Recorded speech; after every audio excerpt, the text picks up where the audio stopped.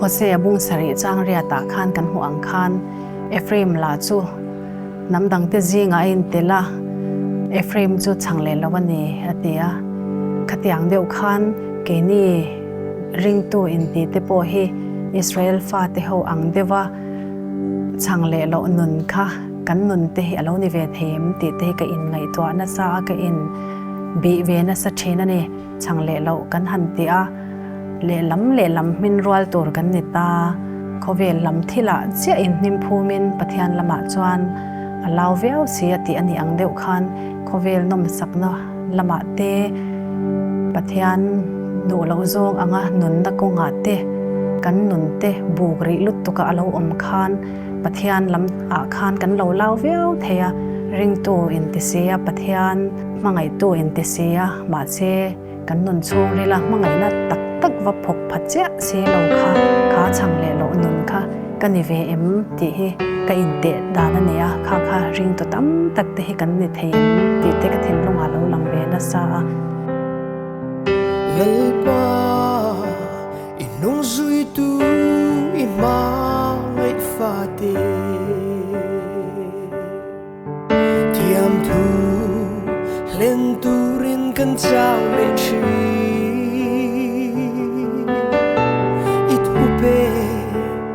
vong nung zel tur hia kan chak na le thei na atlem chi chang le lo ya kan sing non na chang eight lak om lovin na chol le chi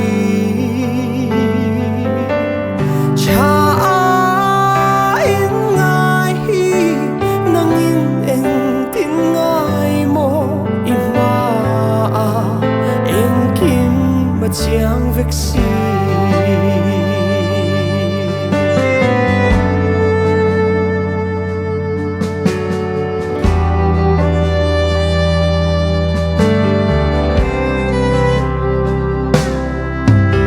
kanun chungil hi chuan na nga thang ber che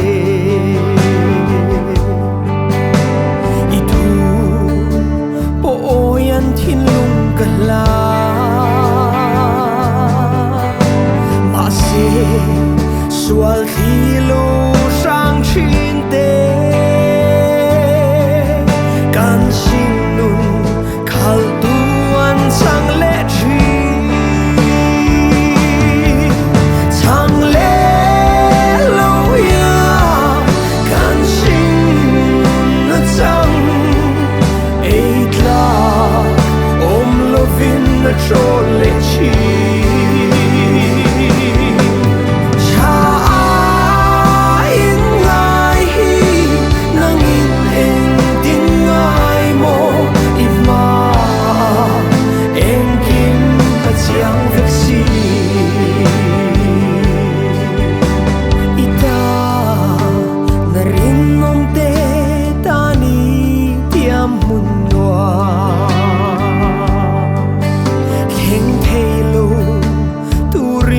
kan kong so a